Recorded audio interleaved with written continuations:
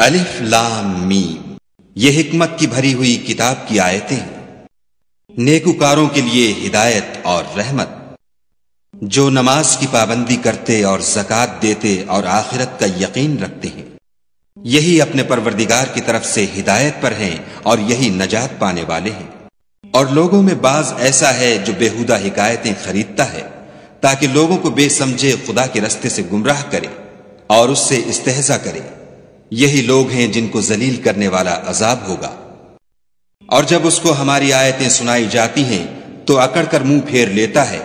گویا ان کو سنا ہی نہیں، جیسے ان کے کانوں میں ثقل ہے، تو اس کو درد دینے والے عذاب کی خوشخبری سنا دو۔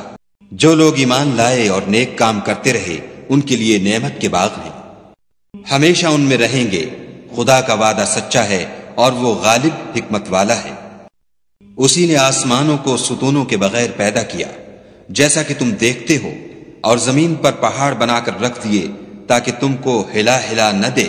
اور اس میں ہر طرح کے جانور پھیلا دیے، اور ہم ہی نے آسمان سے پانی نازل کیا، پھر اس میں ہر قسم کی نفیس چیزیں اگائیں۔ یہ تو خدا کی پیدائش ہے، تو مجھے دکھاؤ کہ خدا کے سوا جو لوگ ہیں انہوں نے کیا پیدا کیا ہے۔ حقیقت یہ ہے کہ یہ ظالم صریح گمراہی میں ہیں۔ اور ہم نے لقمان کو دانائی بخشی کہ خدا کا شکر کرو، اور جو شخص شکر کرتا ہے تو اپنے ہی فائدے کے لیے شکر کرتا ہے، اور جو ناشکری کرتا ہے تو خدا بھی بے پرواہ اور سزاوار حمد و ثنا ہے۔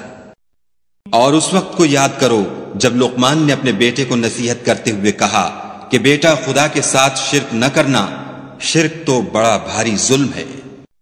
اور ہم نے انسان کو، جسے اس کی ماں تکلیف پر تکلیف سہ کر پیٹ میں اٹھائے رکھتی ہے، پھر اس کو دودھ پلاتی ہے، اور آخر کار 2 برس میں اس کا دودھ چھڑانا ہوتا ہے، اپنے نیز اس کے ماں باپ کے بارے میں تاکید کی ہے کہ میرا بھی شکر کرتا رہ، اور اپنے ماں باپ کا بھی، کہ تم کو میری ہی طرف لوٹ کر آنا ہے۔ اور اگر وہ تیرے در پہ ہوں کہ تو میرے ساتھ کسی ایسی چیز کو شریک کرے جس کا تجھے کچھ بھی علم نہیں، تو ان کا کہا نہ ماننا، ہاں دنیا کے کاموں میں ان کا اچھی طرح ساتھ دینا، اور جو شخص میری طرف رجوع لائے اس کے رستے پر چلنا، پھر تم کو میری طرف لوٹ کر آنا ہے، تو جو کام تم کرتے رہے میں سب سے تم کو آگاہ کروں گا۔ لقمان نے یہ بھی کہا کہ بیٹا، اگر کوئی عمل بالفرض رائی کے دانے کے برابر بھی چھوٹا ہو، اور ہو بھی کسی پتھر کے اندر یا آسمانوں میں مخفی ہو یا زمین میں، خدا اس کو قیامت کے دن لاموجود کرے گا۔ کچھ شک نہیں کہ خدا باریک بین اور خبردار ہے۔ بیٹا، نماز کی پابندی رکھنا اور لوگوں کو اچھے کاموں کے کرنے کا امر اور بری باتوں سے منع کرتے رہنا، اور جو مصیبت تجھ پر واقع ہو اس پر صبر کرنا، بے شک یہ بڑی ہمت کے کام ہے۔ اور ازراہ غرور لوگوں سے گال نہ پھلانا، اور زمین میں اکڑ کر نہ چلنا، کہ خدا کسی اترانے والے خود پسند کو پسند نہیں کرتا۔ اور اپنی چال میں اعتدال کیے رہنا، اور بولتے وقت آواز نیچی رکھنا، کیونکہ اونچی آواز گدھوں کی سی ہے، اور کچھ شک نہیں کہ سب سے بری آواز گدھوں کی ہے۔ کیا تم نے نہیں دیکھا کہ جو کچھ آسمانوں میں اور جو کچھ زمین میں ہے سب کو خدا نے تمہارے قابو میں کر دیا ہے، اور تم پر اپنی ظاہری اور باطنی نعمتیں پوری کر دی ہیں۔ اور بعض لوگ ایسے ہیں کہ خدا کے بارے میں جھگڑتے ہیں، نہ علم رکھتے ہیں اور نہ ہدایت اور نہ کتاب روشن۔ اور جب ان سے کہا جاتا ہے کہ جو کتاب خدا نے نازل فرمائی ہے اس کی پیروی کرو، تو کہتے ہیں کہ ہم تو اسی کی پیروی کریں گے جس پر اپنے باپ دادا کو پایا، بھلا اگرچہ شیطان ان کو دوزخ کے عذاب کی طرف بلاتا ہو تب بھی۔ اور جو شخص اپنے تئیں خدا کا فرما بردار کر دے اور نیکوکار بھی ہو، تو اس نے مضبوط دستاویز ہاتھ میں لے لی، اور سب کاموں کا انجام خدا ہی کی طرف ہے۔ اور جو کفر کرے تو اس کا کفر تمہیں غمناک نہ کر دے، ان کو ہماری طرف لوٹ کر آنا ہے، پھر جو کام وہ کیا کرتے تھے ہم ان کو جتا دیں گے۔ بے شک خدا دلوں کی باتوں سے واقف ہے۔